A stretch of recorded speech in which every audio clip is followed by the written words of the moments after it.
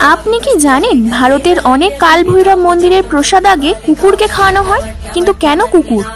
শিব পুরাণ, স্কন্ধ পুরাণ, কালিকা পুরাণ অনুযায়ী একবার ব্রহ্মা ও বিষ্ণুর মধ্যে কে শ্রেষ্ঠ এই নিয়ে বিরোধ শুরু হয়।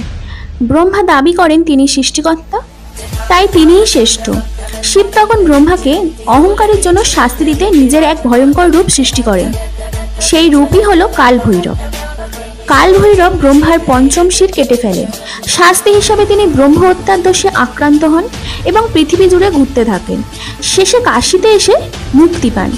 সেই জন্য কাশীতে ভৈরবকে কাশীর রক্ষা বা শহরের রক্ষক হিসাবে পুজো করা হয়।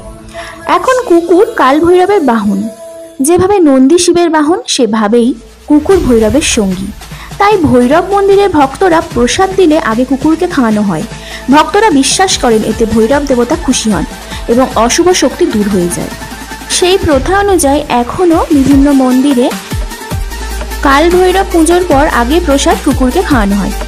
আপনার মতে এই প্রথা শুধু ভক্তি, নাকি এর মধ্যে মানুষ ও প্রাণীর একসাথে একটা গভীর বার্তা লুকিয়ে আছে? অবশ্যই কমেন্টে জানিও। চ্যানেলটাকে সাবস্ক্রাইব করে রেখো এই ধরনের ভিডিও দেখার জন্য।